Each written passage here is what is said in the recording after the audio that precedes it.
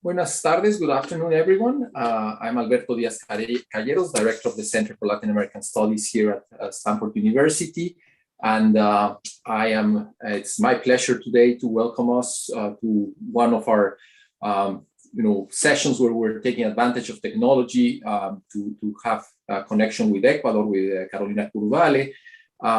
Before I introduce our guest, however, I do want to mention that we are in the land of the Ohlone peoples here at Stanford. I am sure that wherever you are right now, you also are in territories that belonged and were probably not voluntarily ceded by indigenous peoples in your local communities.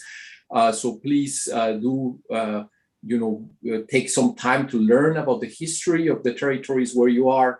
And let's be grateful for the land, for the air, for the water that surrounds us, and for our indigenous communities, the indigenous communities that surround us rather than ours. They're not ours, they're theirs, for having been such stewards of the resources that we have around us. So today I want to just point out, because of the Zoom format and the webinar that is being transmitted through YouTube, if you have questions, you will be able to put your questions into the YouTube transmission. I will make my best effort to have those questions transmitted to our guest speaker today. So Carolina Curvale, she's going to be talking to us today about Ecuador during the pandemic, the new government and polarization. She's somebody whose work I've been admiring for many years, one of the really very sophisticated political economists in the region. She's a professor researcher at Lasso, Ecuador. She holds a PhD in political science from New York University, where she also earned her master's degree, but she received her licenciatura from the Universidad de San Andrés in Argentina. Her research areas are in the fields of political institutions and political economy, with a strong focus in Latin America. She has published extensively in the scholarly spaces of our disciplines, and her work really spans a broad range of issues that deal both with historical aspects of the political economy of our region, as well as more contemporary questions like dollarization and the kinds of things that I hope she will share with us today. So thank you so much for being with us, Carolina, and the floor is yours. Hello, everyone. Thank you so much, Alberto, for the kind introduction and the invitation, as well as to Elizabeth, Sarah, Megan, and all the people that work at CLAS. I'm going to share my screen so that you can all see the presentation. And I tell you, this is a fun event for me, because this is rather more unusual to talk about current events. We are usually focusing on the scholarly work that's not so much focused on what's happening right now. So it's fun to have these engaging spaces to see how this applies. The edge of current events, I think it's very appealing. So I'm going to try to offer you my take on what's happening in Ecuador. Let's see. There we go.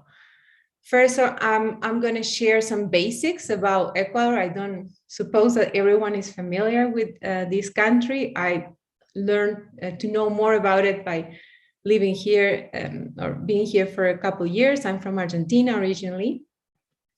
So I'm going to talk about some basics, how the COVID pandemic hit Ecuador, and what were the government responses in a context of social diversity and political polarization. So what do governments do? What are the restrictions that we have in different realms, social, economic, and political?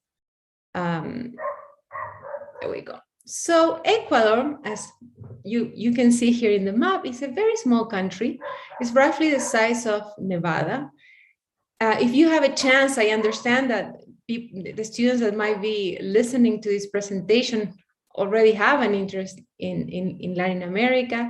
And if you have a chance to visit, it's really beautiful. You have highlands, the Amazon, and then the beach, the Galapagos Islands. Everything is like 4 hours away from Quito. So it's a beautiful country.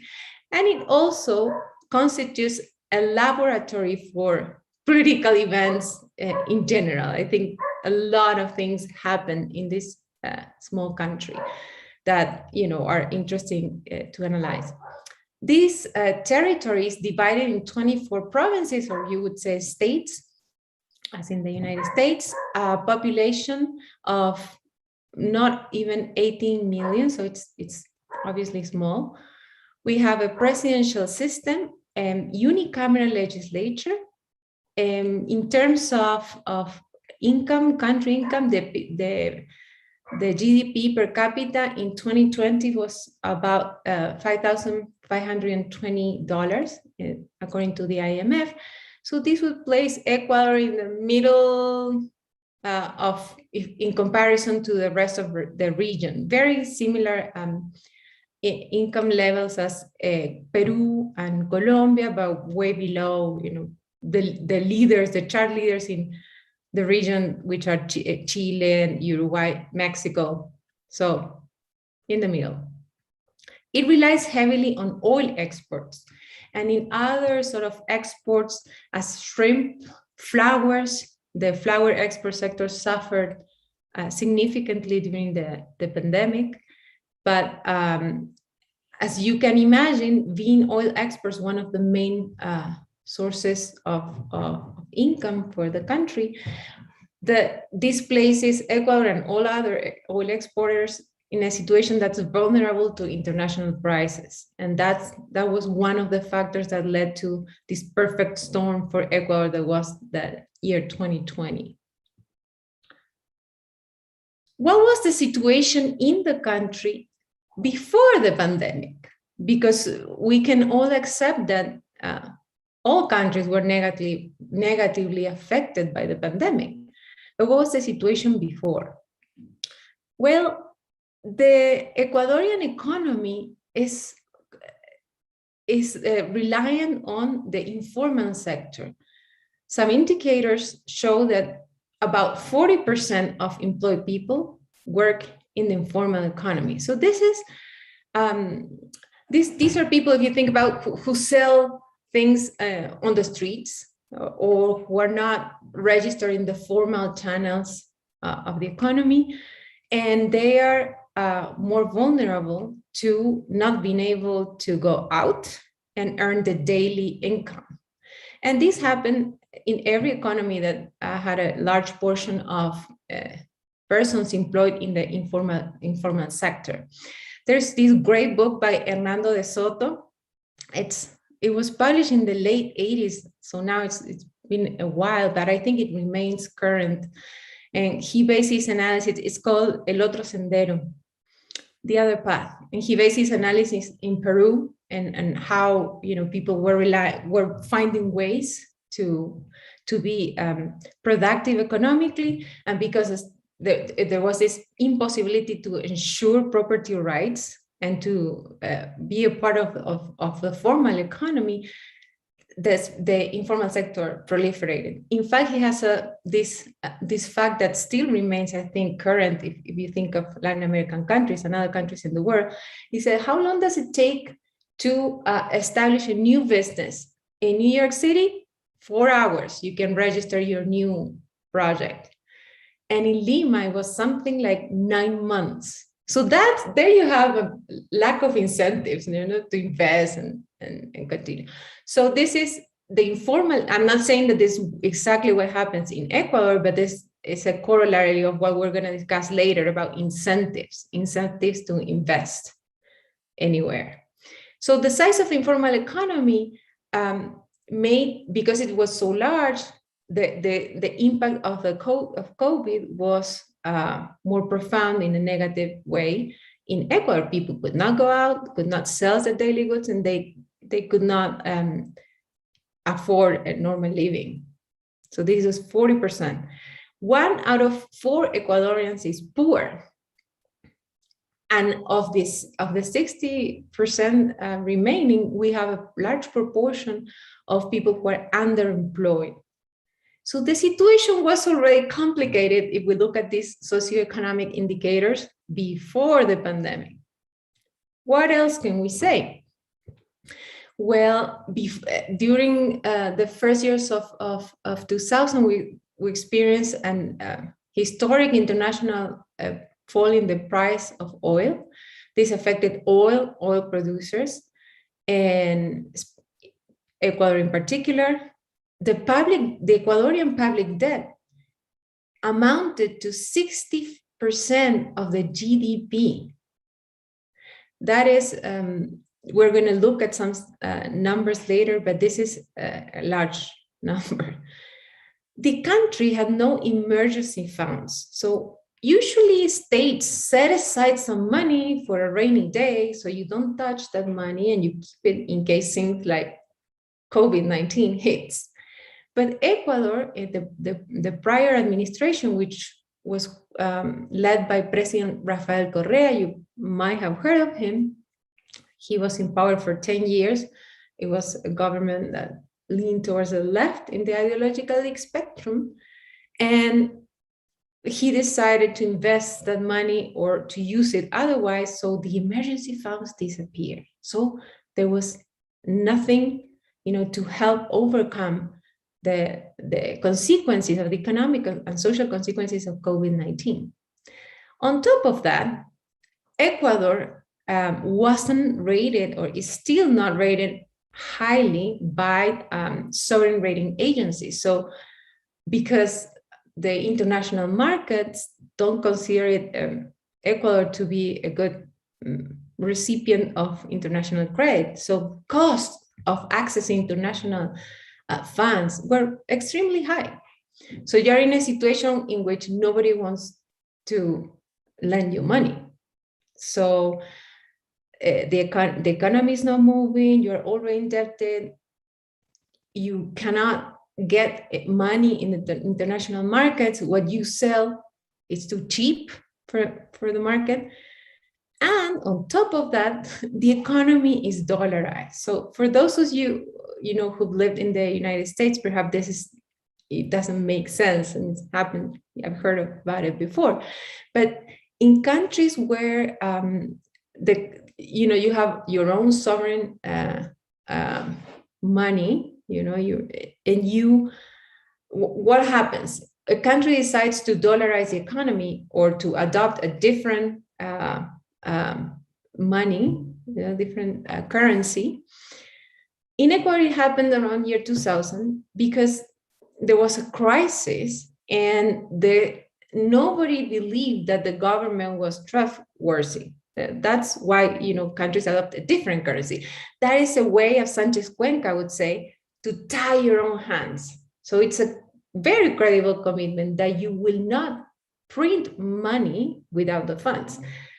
That's a policy that irresponsible governments usually resort to. When you don't have enough money to pay your bills, you print money, just a bill, but without any backing at the Federal Reserve or the Treasury in the United States.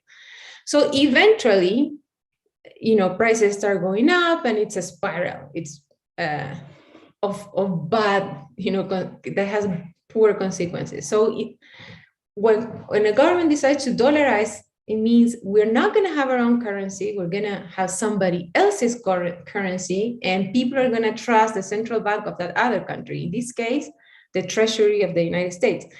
You get off the plane, and in Ecuador, you can use your dollars, your American dollars, and pay for a taxi, for an ice cream. So this is a dollarized economy. But when you resort to such extreme measures to have economic agents trust in the government, you gain in trust, but then you lose a tool for monetary policy.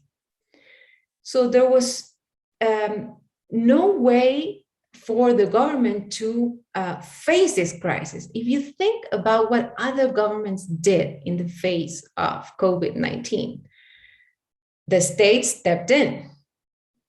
So the state, there were personal subsidies, there were subsidies to businesses. So the state had some money that decided to pour into the reactivation of the economy.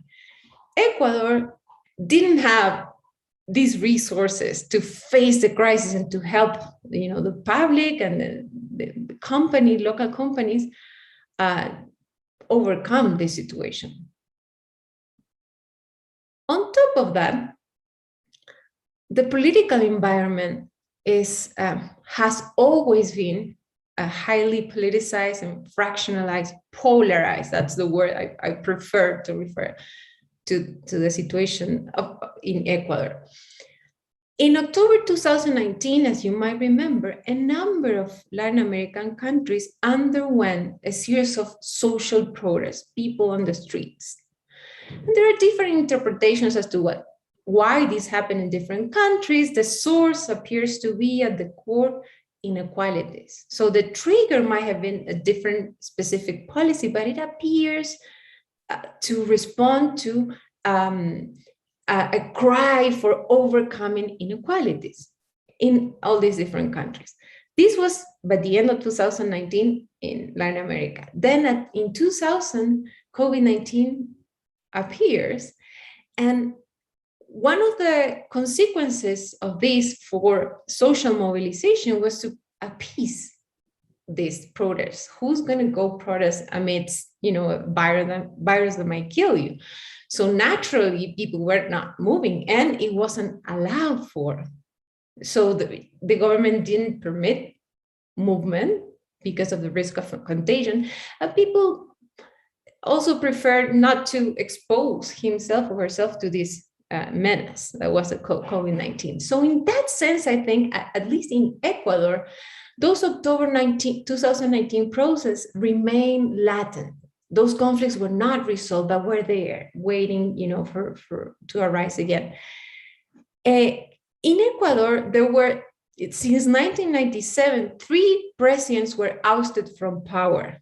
And the risk of this type of protests that involve the indigenous movement, so we have a clear memory, a recent memory of how these presidents were ousted, with a key role that played the indigenous leadership and the mobilization. So you see the indigenous mobilize in a way that involve the entire family. So you see entire family walking. So they come from provinces, they walk for days to reach the capital of the province. And this is, a very long process, and it's massive. And this is what happened in October 2019. As a result of this 10-day protest, there were 12 people who were dead. There was violence between the public forces and protesters. And as I like to think, it's not always white or black. The one side has, the right to do this, and God and the devil. There were different considerations. It was a political issue that got to the streets, and that is what was happening in the rest of Latin America.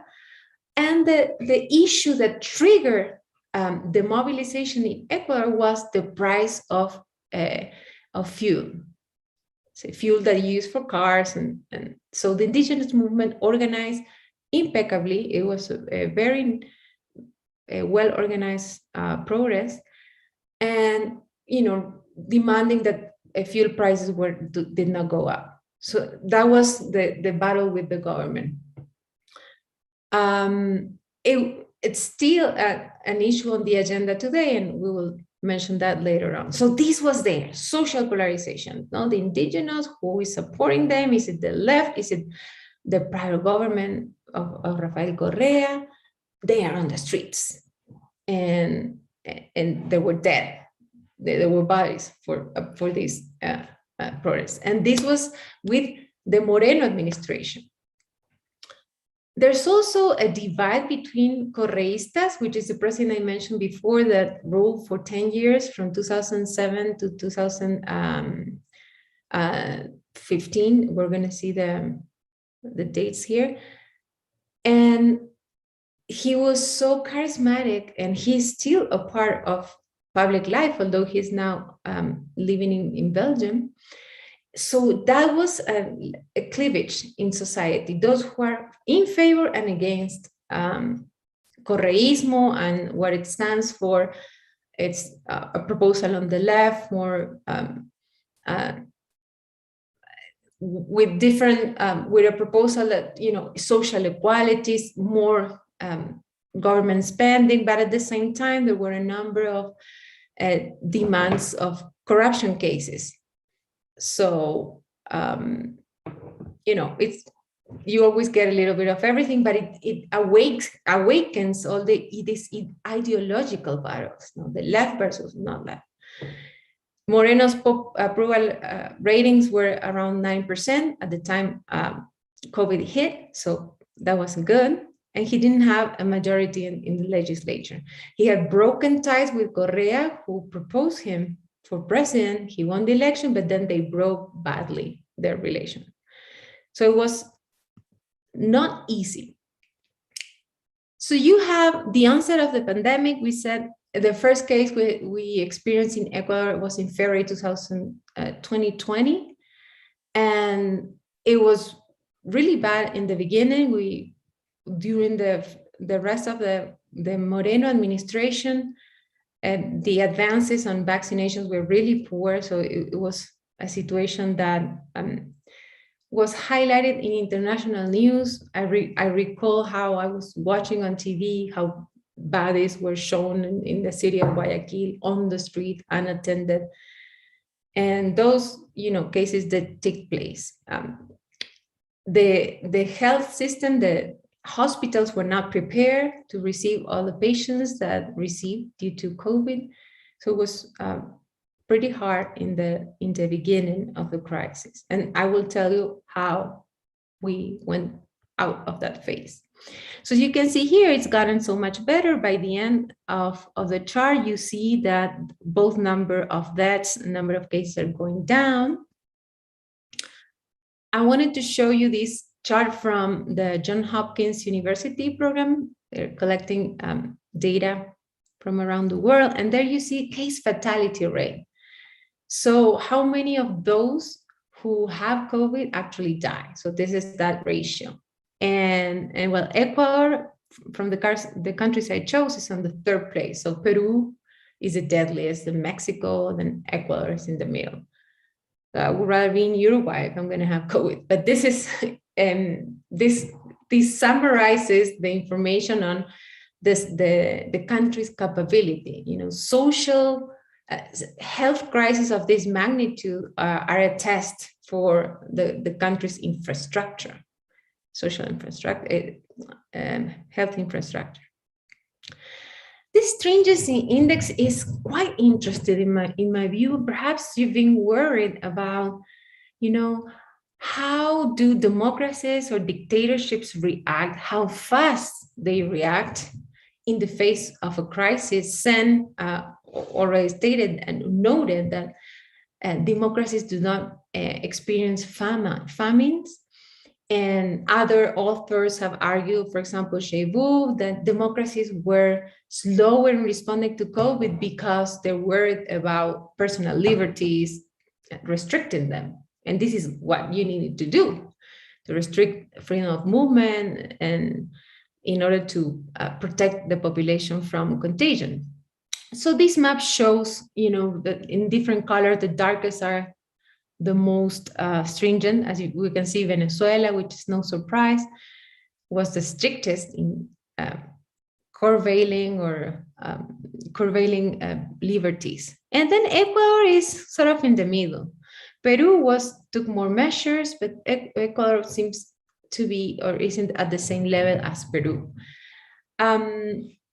Well, this remains an open debate, and as we gather more information of what happened during the pandemic, we will learn more on how, what are the determinants within the democratic systems that might account for different responses? I mean, the effectiveness of the response, or is it only about income? Like if you're rich, then you can afford the PCR test, the COVID test, and then the vaccines, and then your response is better. So it doesn't depend on the type of regime. So this will continue to be on the agenda, on the research agenda, and I think for some time to come. This is a brief timeline because I've been talking about different things that happened in Ecuador. So perhaps if you remember this of the country, it might be good. From 2007 to 2017, Rafael Correa, this charismatic leader on the left, was the president. 10 years he remained in the presidency. He was followed by Moreno, whom he promoted, but then they broke ties with each other. October 2019, you have this demonstration and all the pictures and this impressive capacity to mobilize of the indigenous movement and how politically strong it is. Even though in Ecuador, if you think about it, the majority of the population doesn't auto-identify as indigenous. When we look at the national surveys, we see that. So it's only about 8-10%, even if they're wearing indigenous clothing. So an external observer would say, yes, you look indigenous, but that same person would say, no, I'm not. So it's an interesting phenomenon, but it's a minority of the population, in fact, that belong to the indigenous ethnicity, but they're very, very organized. They have an internal mechanism of making decisions, and when there is a mobilization, it's very well done, as you can see in the pictures, fighting for their goals.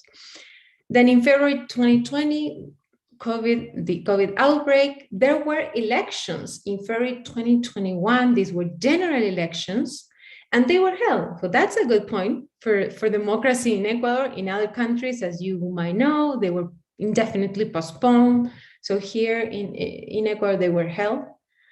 In March of 2021, another important event is that the country received an IMF loan, which was like water in the desert amidst all this, the COVID crisis that we experienced. And then as a result of the 2021 elections, in May, President Guillermo Lasso took office, and his has been related more towards the right. I would think he's more towards the right than Correa. So you have alternation in power.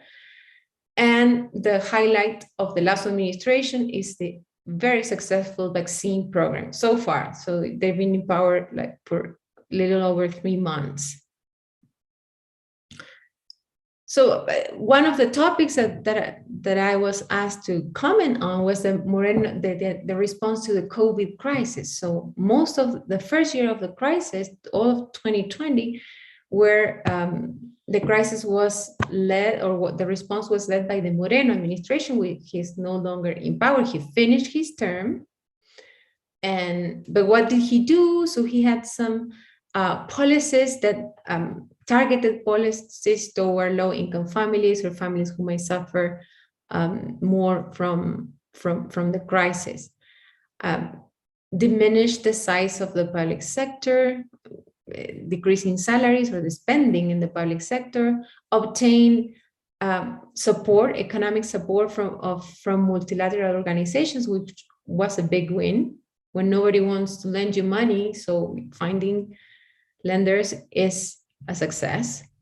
In turn, a majority of bondholders accepted a new agreement that was more beneficial for Ecuador. So this is bondholders of Ecuadorian sovereign debt. So this made things easier for Ecuador. There was, I would say, almost no progress on the vaccination campaign during the Moreno administration. And on the background of everything that's happening, there were corruption cases. And for those of you who are following, the politics of Latin American countries, this happened almost everywhere. Corruption scandals around the purchase of PCR units or vaccines or things that were really appalling to publics, to voters, that amidst this crisis there will be someone willing to risk taking public funds away from saving lives. So this was very scandalous. It happened across the region.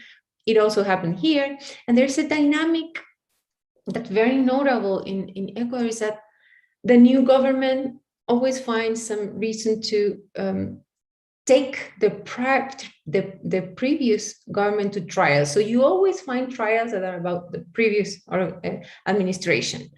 And it's a constant. It's not that it occurs once in a while. It happens constantly. So I think that's like the regularity. I wanted to show you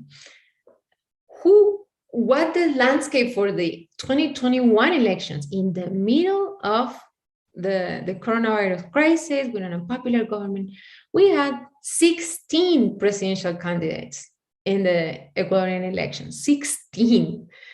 And that's, unheard of for those of you who vote in the United States, where you have a bipartisan system. So here you have 16. So the law permits the formation of new political movements here. So it's easy to have a new party. And then Ecuador is the only country in the world, to my knowledge, that since 1945 never had the same political parties from one election to the next.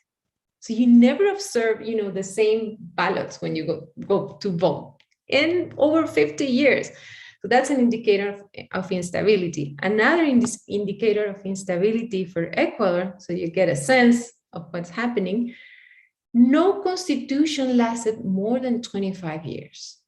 Since independence, so we're talking about since 1830 in the case of Ecuador. So we compare Latin American countries and how long their constitution survived. We see that Honduras recently, or a couple years ago, hit that mark, 25 years. No constitution in Ecuador did that. So rules are changing all the time. The political actors are changing. The political party is fractionalized. So it's hard. There's no party discipline within the legislature. So it's really hard if you think, well, maybe you have your own take, but you might want to think, how do you form long-lasting agreements if everything is changing all the time? What are the incentives that investors have to bring their money, right? So you need to, one of the main concerns is to provide stability, institutional and political instability. So out of these 16 presidential candidates that I mentioned, I'm showing you a couple charts compiled by my colleague, Pablo Moncagata, and classifying the candidates across two dimensions, which are the ones that we think about when we want to classify politicians towards the left or the right. So one would be the economic dimension, pro-market, pro-state, how much state, how much market in the economy, intervening in the economy, and then values, more conservative or more liberal, pro or again, pro-choice or not, right? So those are the kind of things. And it's interesting because you have leaders who are very keen on, or very close to the church, but very state, leaning towards the state intervening heavily in the economy. So you see all sorts of things. So I wanted to show you this so that you have an idea of how polarized and fractionalized the system looks like here. We have, Ecuador has a ballotage system. So if the candidate doesn't get the necessary votes in the first round, you go to a second round of voting. And this is what happened in the first round of the 2021 presidential elections. We see nobody hit the mark. So the first two go to a second runoff. And this election, as most elections were, or latest elections were contested. So you didn't have a case where the person who loses concedes and says, yes, congratulations. No, it was contested at the institutional level. And I'm not saying, if there were grounds or not for this, but it's usually a characteristic of the system that, losers don't consent immediately to the loss of the election. There's an interesting study by one of our colleagues, Sebastián Sayed, at UCSD. It was published this paper last year, 2020. And he used this structure in Latin America of the runoff election to identify quite cleverly, I'd say, the characteristics of whether an election is decisive or predictable. So you know if it is predictable by looking at the surveys, you have an idea if there is someone who's leading by a lot. But then the decisive characteristic of the election, he used the second round of election. So you have a first round where nobody hits the mark, then that's an undecisive election. And it was, I think, a clever way of thinking about it, but because then he could link this to financial instability, volatility in the financial market. So those who hold that from Ecuador, how do they react when they see that this first runoff, there was no winner, that was an indecisive election? Was it predictable or not? So he finds, and he has author find that when an election is indecisive, even if it's predictable, the market reacts negatively. So it's more volatile. Why? Because there's uncertainty. And that's, the key for repealing, people willing to invest in a project in a country, its projects. So the election was won, as I said before, in the second runoff by candidate Lasso, who is towards the right. And the National Assembly, and this is another invitation to think about institutional architecture, right? The elections are general. So you vote for your congressman and your president at the same time. But if none of the presidential candidates hit the mark that they need to win in the first round, then you go to the second round. But the election for the assembly or the legislature occur at the time of the first round. So Guillermo Lasso had the legislature that will govern alongside Guillermo Lasso is in opposition to him. So one would think, what would happen if the legislative elections were to occur in an eventual second runoff? I don't know, just thinking about possible institutional arrangements that do have consequences for what happens afterwards. So in Ecuador, you need 70 votes to pass legislation. And this chart shows the original results. These were in May. By now, it's been only 3 and a little bit more months. This has changed already. So these first coalitions that President Lasso belongs to the party Creo, and PSC, they're both in gray, so they were together in the beginning, they already broke. It took a month for the coalition to break. Then the orange is Pachacuti, is the political arm of the indigenous movement. So Pachacuti and Democratic Left, which is ID, they form one bloc, legislative coalition. And then this UNES party, the one that is in blue, that is affiliated with the former President Rafael Correa. And they are the largest party represented in the National Assembly, clearly in opposition to Lasso. So it doesn't look easy. So what you need is to negotiate. Everything, the laws and initiatives need to be negotiated because you have a divided government, with how you would call it in the States.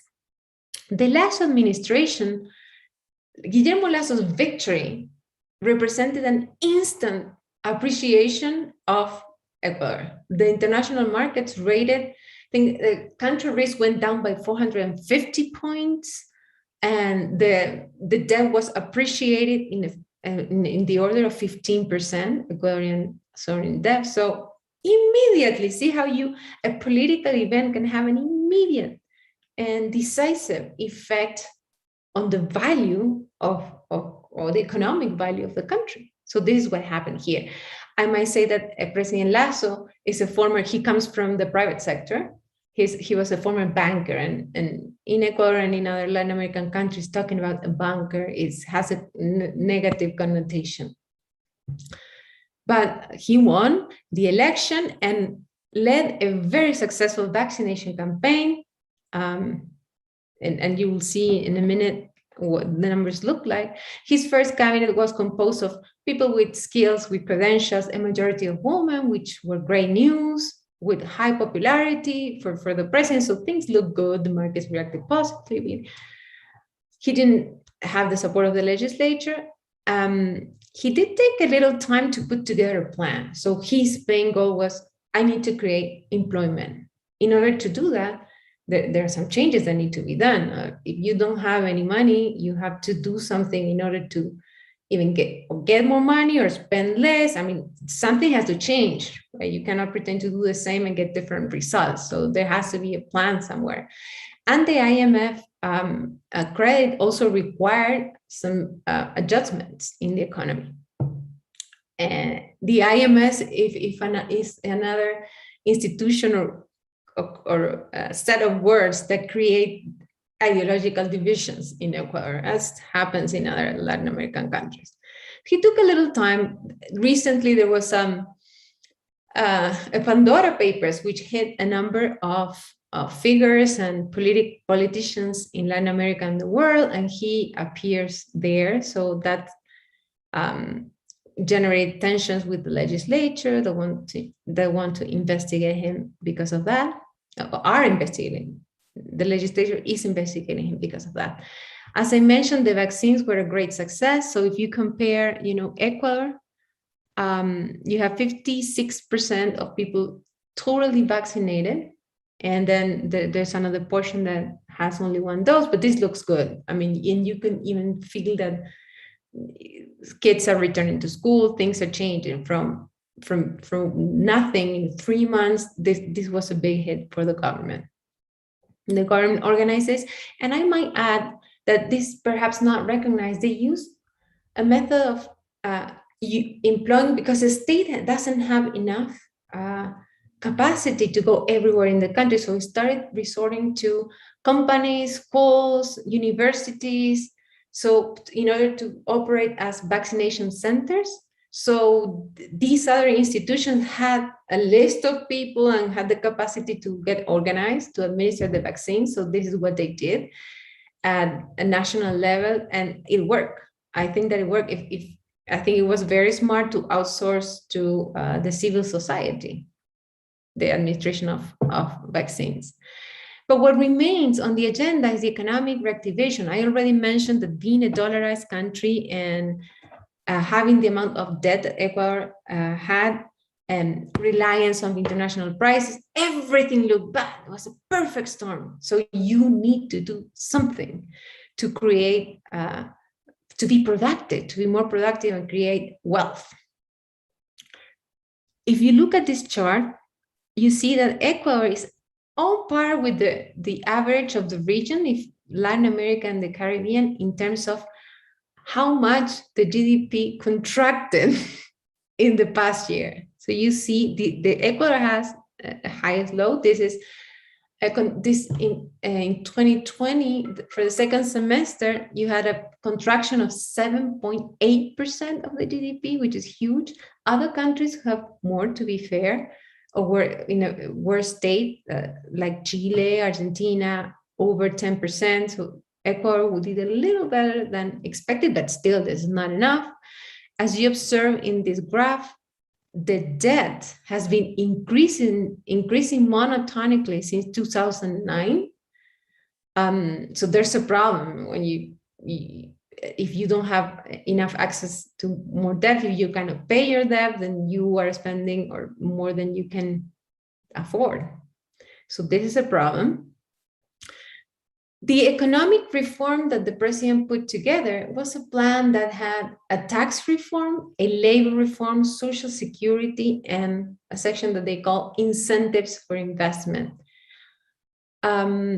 This was a star initiative of the Lasso administration. And since the president comes from a private sector background, it was expected that he would have ideas, solutions on how to reactivate the economy and to attract capital and people to invest and believe in Ecuador.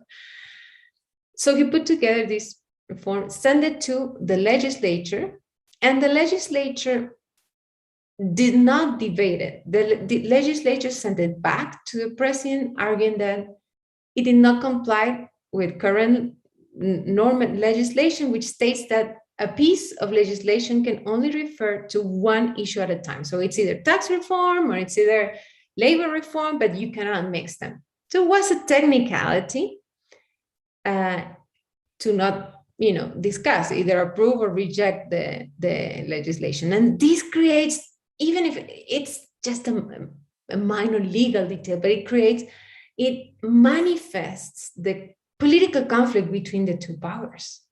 So they didn't like the initiative and send it back on this ground. So you don't have the political cost of having said no, or having, to open the debate with civil society. So it was, if you wanted to reject it, it was clever.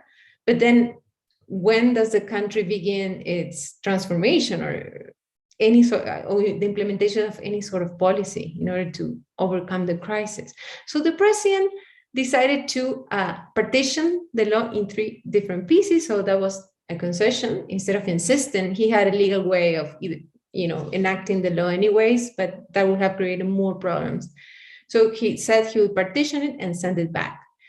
On the background, there's another conflict with the same indigenous leadership that conducted the October 19 protests. Remember, that conflict remained there.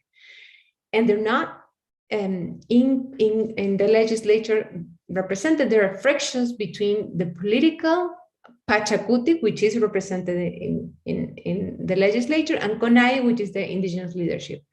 So it's the same base of people, but they have differences. So CONAIE is still demanding that more benefits for the prices of fuel. And today, right before this conference started, the President Lasso announced that he would concede. That's one less problem. I think that the country needs stability.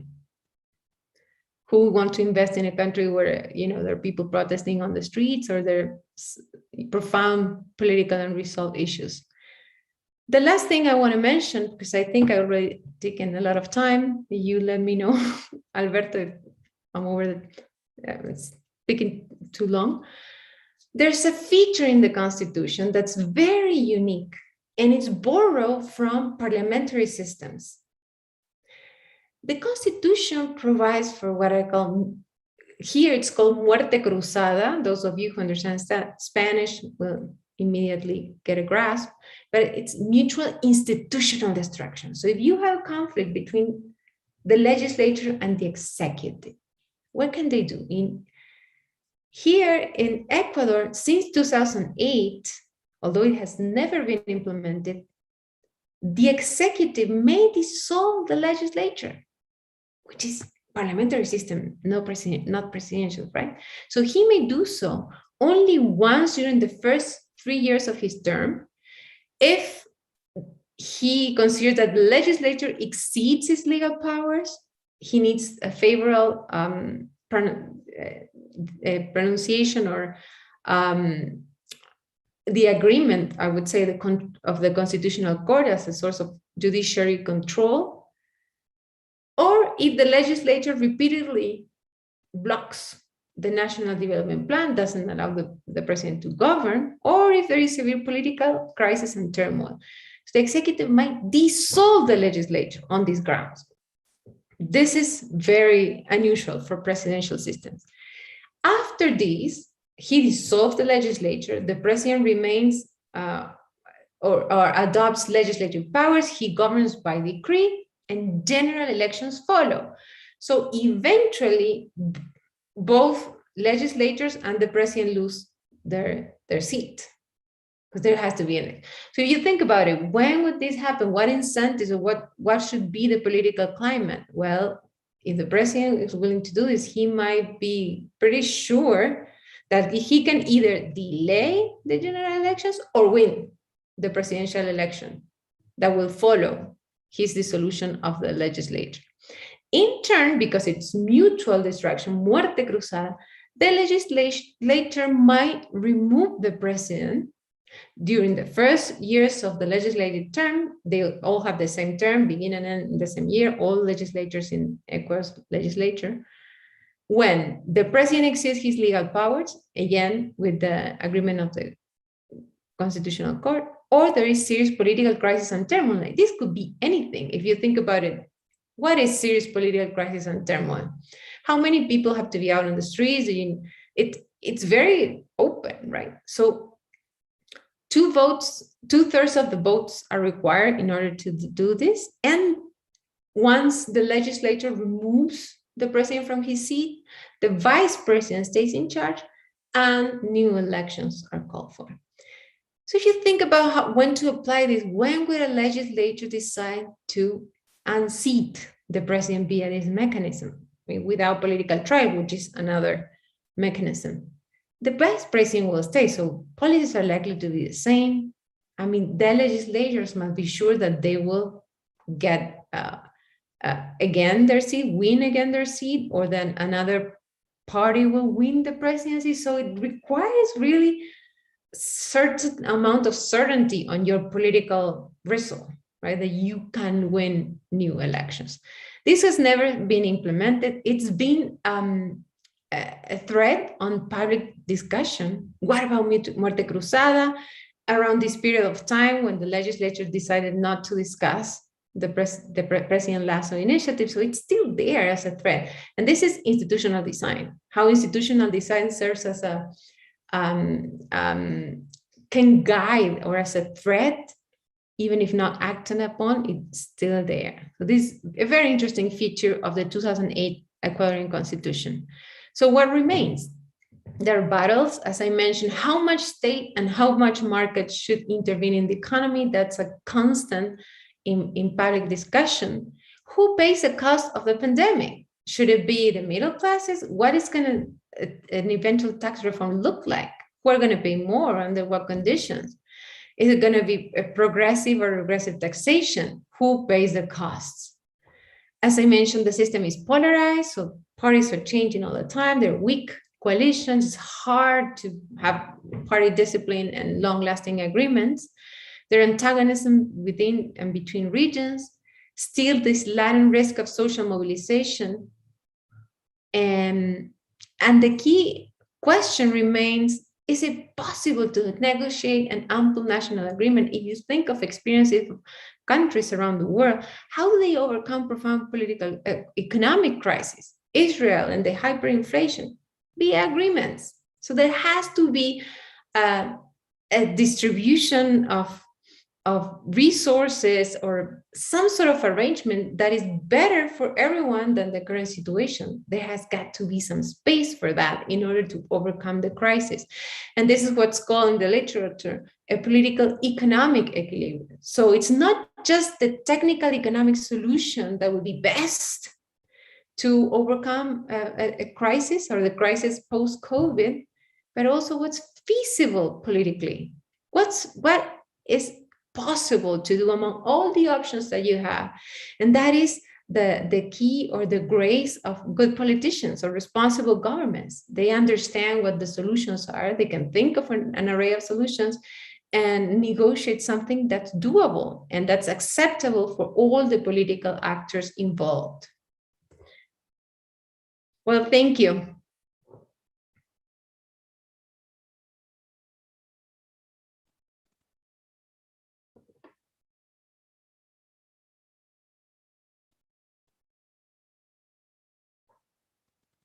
Hello? Sorry, we're just trying to figure out how to manage the Q&A. Oh, there you are. Okay. So thank you so much, Carolina. That was fantastic. And thank you for bringing forth this political economy perspective, which is, I assume this is the only way to make some sense of such a complex reality that you see on the ground. So thank you so much for that. We are kind of reversed because they're seeing you in the screen over there and I'm looking at you over here. I guess before I open to the room for questions, there is one thing that really kind of struck me about your presentation. It's about the accountability. So you didn't seem to use the word in your presentation. Maybe I'm wrong, but you would think that there is some structuring of ideology or programmatic visions of political parties, or some sense. You mentioned this thing about corruption continuing even as as the vaccines are being rolled out, or medical supplies are being delivered. This sounds like a system that has very little accountability. So I wanted to ask you a little bit about that, about where does accountability come from, or how does it work in this environment? Mm-hmm. Well, what happened, there is a natural accountability derived from separation of powers. So you have legislatures controlling the executive branch, and vice versa, because there were a number of scandals that were originated with legislatures themselves. You also have something called Procuraduría, Contraloría General del Estado. They look after these cases. Also the fiscal general. But mostly it's triggered usually by political battles. So you would control the opposition. Some of these scandals were brought to light by the press, which is doing its job. I think it should exactly do that. But it tends to be politicized. So you have, it's good that politicians control themselves, but there comes a point where you no longer, it's not sustainable to invest so much time. There is a lot of control and accountability once these scandals are brought up to light, and they're generally used politically. Right now, the mayor of Quito, which is the capital of the city, was ousted from his seat because of a corruption case. So this is happening all over, and I don't think the problem is the design itself, the institutional design. There's a problem with the independence of the judiciary. So that's where things need, some air to be corrected.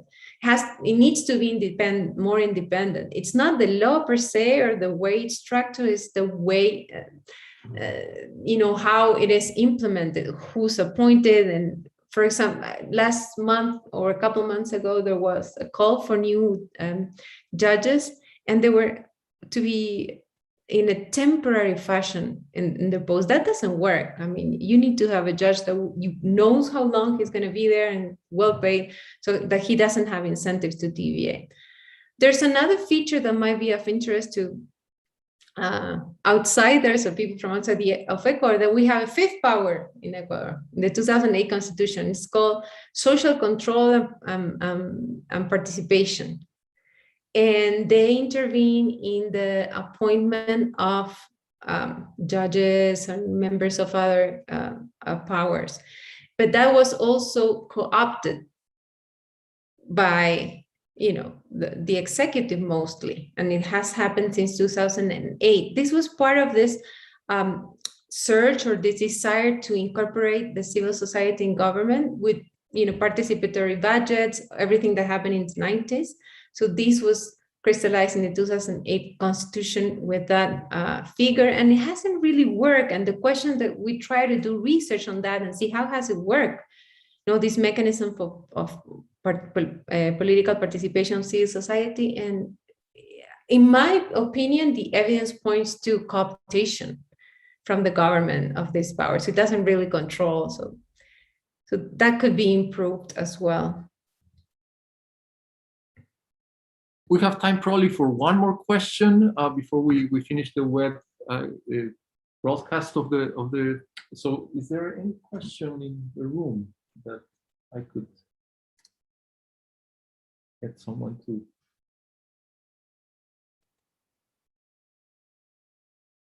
Okay, so Carolina, we're going to stop now the web broadcast.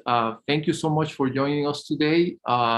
We are continuing our class Friday seminars here next week, on Friday of next week. And our speaker next week is going to be Sebastián Mazuca, who is going to talk about latecomer state formation, political geography, and capacity failure in Latin America. Thank you very much, Carolina. Thank you.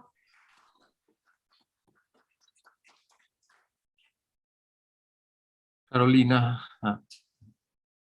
Yes. Ok, ya se cortó el streaming.